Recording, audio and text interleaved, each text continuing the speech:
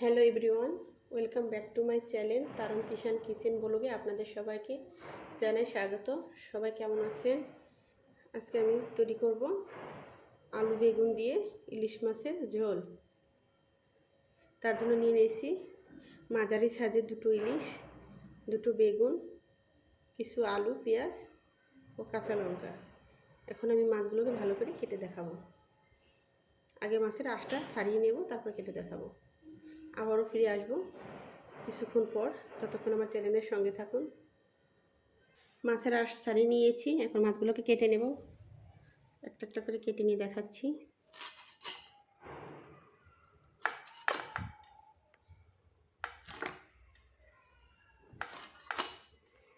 আমার সাহেবের পছন্দের মাছের তরকারিটা।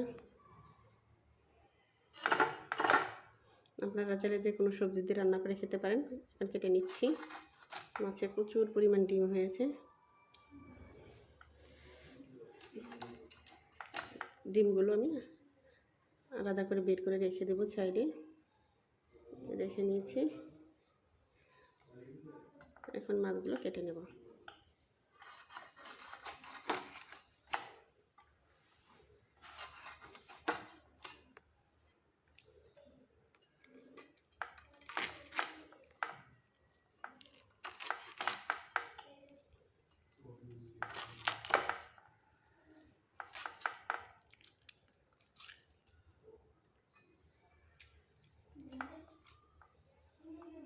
একটা মাছ কেটে নেওয়া হয়ে গিয়েছে।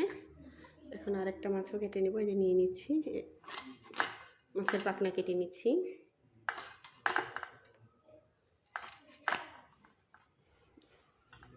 মাথার অংশগুলো কেটে নেব আগে। এটার মধ্যে প্রচুর পরিমাণ ডিম হয়েছে। ডিমওয়ালা ইলিশ খেতে অনেক মজা লাগে, আর বাচ্চাদের অনেক পছন্দের একটা মাছ।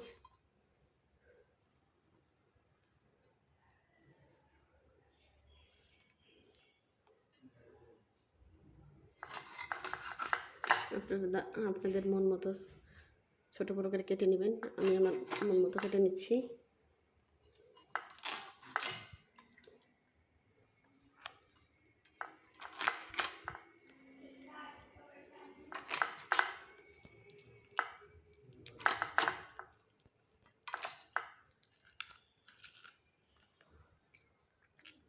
আমার সমস্ত মাছ কেটে নেওয়া হয়ে গিয়েছে। এখন এগুলোকে ভালো করে পরিষ্কার করে নেব। মাছগুলো আমার কেটে নেওয়া হয়ে গিয়েছে, পরিষ্কার করে ধুয়ে নিয়ে এসেছি। একদম সুন্দর করে ধুয়ে নেবেন, মাছের ভিতরে যেন কোনো ময়লা না থাকে। এখন আমি সবজিগুলোকে কেটে নেব। এটাকে সাইড করে রেখে দেব। বেগুন কেটে নিচ্ছি।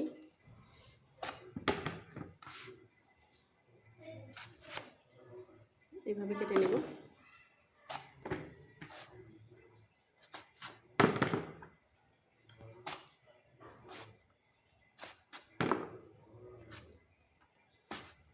আপনারা আপনাদের মন মতো কেটে নেবেন, যেভাবে কেটে নিতে চান। এখন এটাকে কেটে নিচ্ছি।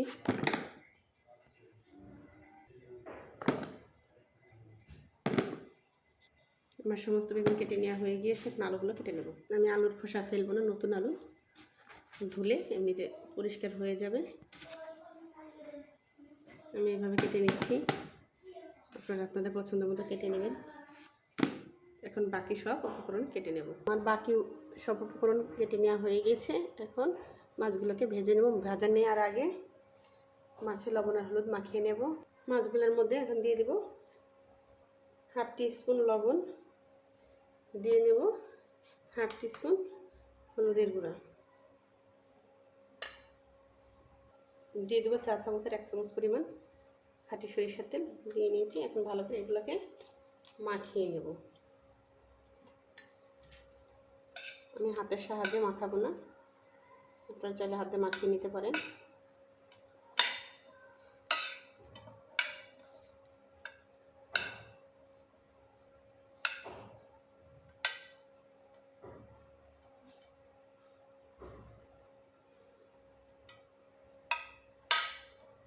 আমার মাছগুলো ভালো করে হলুদ লবণ তেল দিয়ে মাখিয়ে নেওয়া হয়ে গিয়েছে। এখন এক সাইড করে রেখে দেবো, টেস্টে রেখে দেবো 10 মিনিটের জন্য। সবজি কেটে নিয়ে রাখা সবজিগুলো ভালো করে এখন ধুয়ে করে নেব। পরিষ্কার করে ধুয়ে আবারও ফিরে আসবো 2 মিনিট পর। ততক্ষণ আপনারা আমার চ্যানেলের সাথে থাকুন। সবজিগুলো ধুয়ে নিয়ে এসেছি। এখন চুলাতে একটা প্যান বসিয়ে দিয়েছি। প্যানের মধ্যে দিয়ে দেবো পরিমাণ মতো তেল।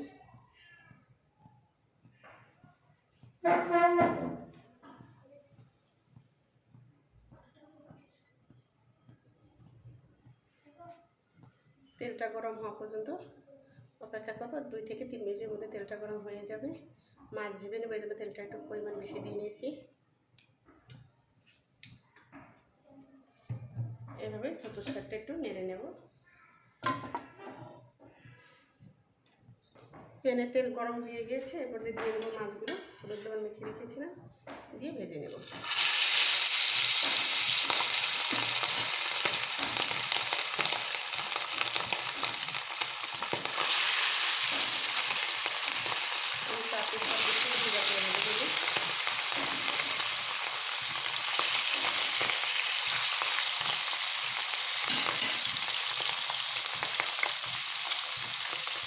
মাছটিকে এখন আমি উঠিয়ে নেব। সুন্দর মতো হয়ে গিয়েছে ভাজা।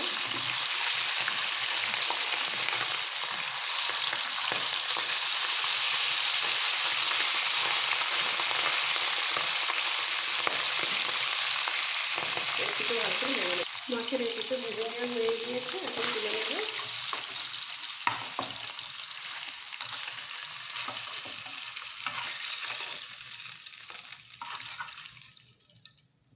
আমার একটা জিনিস আজ ভুল হয়ে গিয়েছে। আমি মাছ ভেজে নেওয়ার আগে একটু লবণ দিয়ে নিই। লবণ দিলে মাছ কড়াই গায়ে লেগে যায় না। দিয়ে নিয়েছি, এখানে নেড়ে নেব। যারা নতুন কড়াইতে রান্না করবে তারা অবশ্যই ভাবে কড়াইয়ের মধ্যে লবণ দিয়ে ফেলে নেবে, সবজি দেবে। মাছগুলো লেগে যাবে। এগুলো তো ভালো করে উল্টে পাল্টে ভেজে নেব। সমস্ত মাছগুলো ভেজে আমি তুলে নিয়েছি। এখন মাছের ডিমগুলো ভেজে নেব।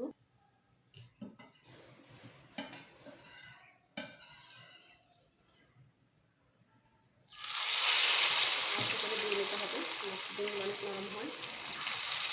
এগুলো আমি তরকারির মধ্যে দেবো না, আমার বাবুরা খেতে অনেক ভালোবাসে। বাবুদের দিয়ে নেব, উল্টে পাল্টে ভালো করে ভেজে নেব। মাছের ডিমগুলো ভেজে নেওয়া হয়ে গেছে। এখন একটা প্লেটের মধ্যে তুলে নিচ্ছি, বাবুদের দেবো খাওয়ার জন্য। বাবুরা খুব সুন্দর করে খেয়ে নেবে। এই তেলের মধ্যেই আমি কেটে রাখা বেগুনগুলো ভেজে নেব।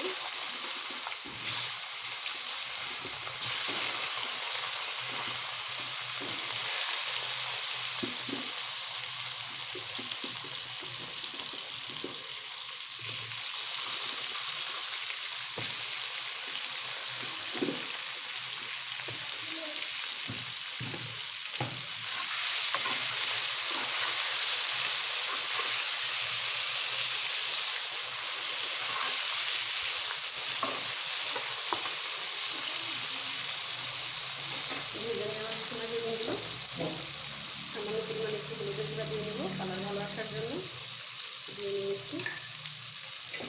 এখন বেগুনগুলোকে ভালো করে ভেজে নেব। এগুলো কড়া ভাজা যাবে না, হালকা করে ভেজে নিতে হবে।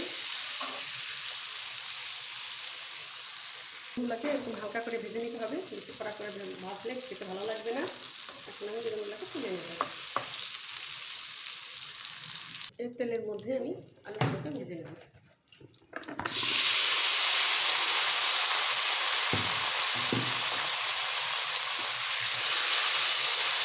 এখানে আপনি কোথা হলুদ দেবেন, একটু আলু দিতে ভালো করে ভেজে নেব।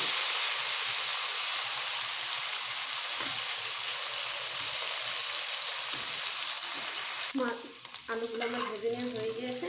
এখন আলুগুলো আমি তুলে নেব। ভেজে রাখা তেলের মধ্যে দিয়ে নেব ফোড়ন। দিয়ে নিচ্ছি দুটো শুকনো লঙ্কা, দিয়ে নিচ্ছি কিছু সাদা জিরা।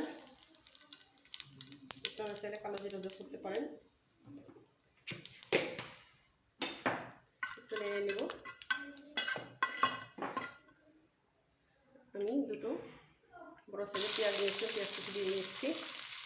দিয়ে আবার ভালো করে নেড়ে নিচ্ছি।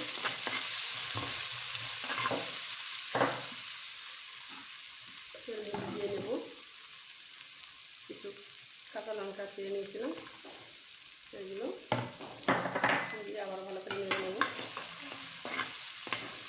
হালকা ব্রাউন কালার করা পর্যন্ত ভেজে নেব। 2 টিস্পুন লবণ দিয়ে আবারও ভালো করে ভেজে নেব। লবণটা দিলে পেঁয়াজটা তাড়াতাড়ি সিদ্ধ হয়ে যায় এবং লবণটা দিয়ে নেবে গ্যাসের সাশ্রয় হবে, রান্না দিতে হবে।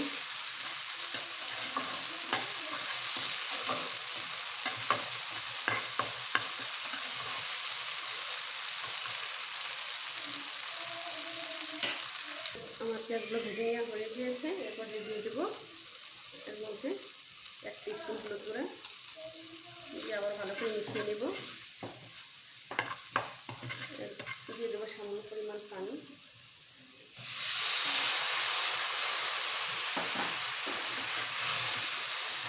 দিয়ে আবার মশলাটা ভালো করে কষিয়ে নেব।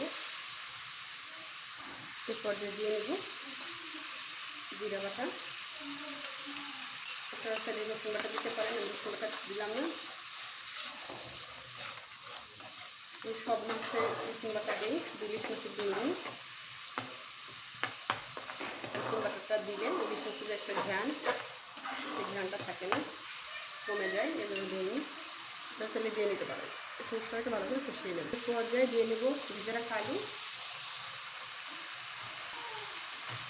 আলুগুলোকে ভালো করে কষিয়ে নেব।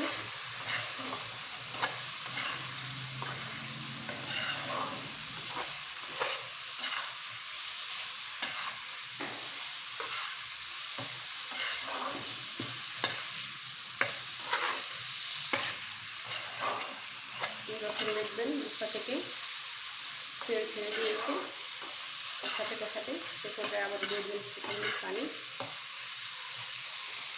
একটু ছাড়িয়ে দিলে তাহলে কষানোটা তাড়াতাড়ি হবে। মশলাটা ভালো করে কষিয়ে হয়ে গেছে। এ পর্যায়ে আবার দিয়ে দিয়েছি পানি।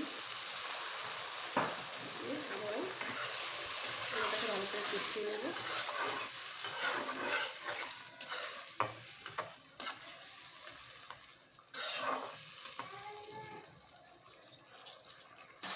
একটু নেড়ে নেব ভালো করে। মোটামুটি কষানো হয়ে গিয়েছে, আর একটু কষিয়ে নিতে হবে। কষানোটা যত ভালো হবে গ্রেভিটা খেতে ততটা ভালো হবে। দেখেন আমার খুব সুন্দর একটা গ্রেভি হয়েছে। আরও বাড়াতে দেখি আমি একটু ভালো করে কষিয়ে নিই। যেগুলো কষিয়ে নেওয়া হয়ে গেছে সেগুলো দিয়ে দেবো ঝোল। আপনাদের পরিমাণ মতো ঝোল দিয়ে নেবেন। ঝোল দিয়ে নেব। কেমনই নেড়ে দেবেন। গ্রেভিটার ভিতরে উতল চলে এসেছে। এখন এই পর্যায়ে দিয়ে দেবো ভেজে রাখা বেগুনগুলো। দিয়ে নেব ভেজে রাখা মাছ।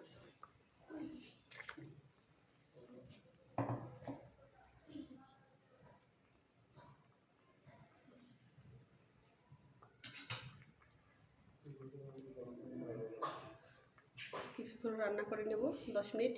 দিয়ে দেবো কিছু ধনিয়া পাতা কুচিয়ে রেখেছিলাম উপর দিয়ে, একটু নেড়ে নেব। 2 মিনিট রান্না করে নিলে হয়ে যাবে।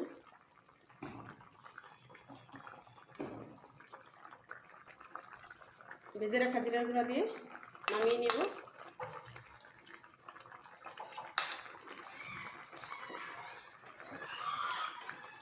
রান্নাটা সম্পূর্ণ হয়েছে। এখন একটা পাত্র তুলে নেব। তরকারিটি আমি নামিয়ে নিয়েছি। দেখেন গরম গরম ধোয়া উঠছে। আমার ভিডিওটা যদি আপনাদের ভালো লেগে থাকে অবশ্যই লাইক কমেন্ট শেয়ার করবেন, সাবস্ক্রাইব করে আমার চ্যানেলটির সাথে থাকবেন। সাবস্ক্রাইব করার সময় অবশ্যই অল নোটিফিকেশন অন করে রাখবেন। সবাই ভালো থাকবেন, সুস্থ থাকবেন। একবার হলেও বাসায় এভাবে রান্না করে খেয়ে দেখবেন, আশা করি ভালো লাগবে। সবাইকে ধন্যবাদ।